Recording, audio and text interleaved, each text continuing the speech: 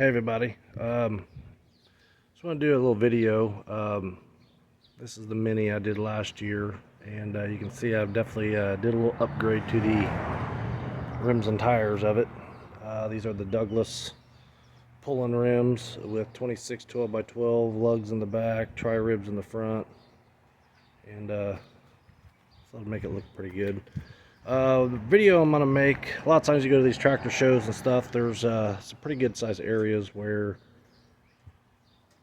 you know, you got your hit and miss areas, your garden tractor areas, your big tractor areas, and some of it can be 10, 12, 15 acres, and I don't like walking all that far.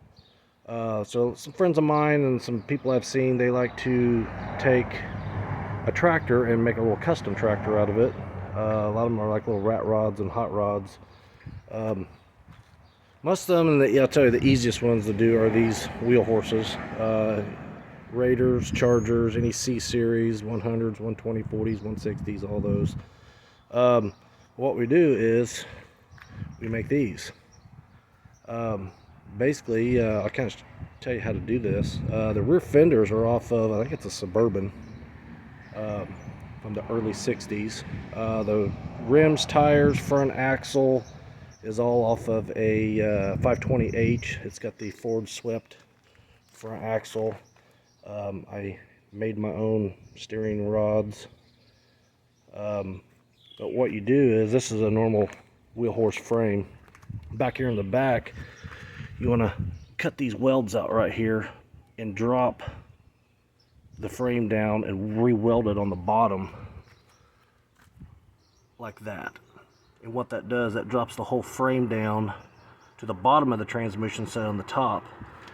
And then you take your front axle, and you don't have to use a 520. I just did because I like the Ford swept. But you flip the axle upside down and then flip your spindles upside down. And down here on the bottom, you need to drill up into, you know, the center of the spindle and tap that, because you got to run a bolt in it, because now all the weight is going to be pushing downward, and it'll, if you don't do that, it'll basically, you'll just pop the front axle right off the spindles. So these have been drilled, tapped. You can see all my little shims I made to get the slop out of it. And then the hood and the frame pretty much go together, same as, you know, any old wheel horse. I went with the bigger 520 rear wheels and put the offsets way out, but definitely drops the tractor way down. Like I say, this, I'm in the middle of building it.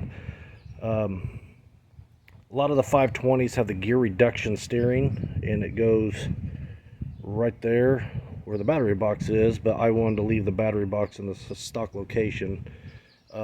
You can build these with the reduced steering, but what you have to do is, that area right here, you need to lengthen the frame, and you have to put a battery box right there, because the gear reduction just takes up too much space behind the motor.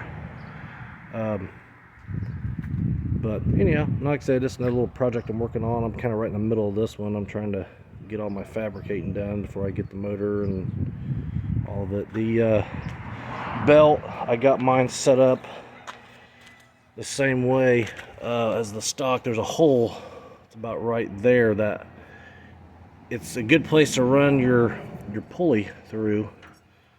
But what it does is, that bolt right there, actually the top bolts, it hits. So I had to re-drill and, you know, to put the pivot through.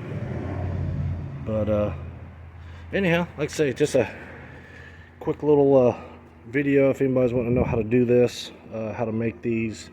Lots of different styles of them, different models you can use, but this is kind of the basic, easy way to do it. So anyhow, yeah, throw me some comments, tell me what you think, and we'll go from there.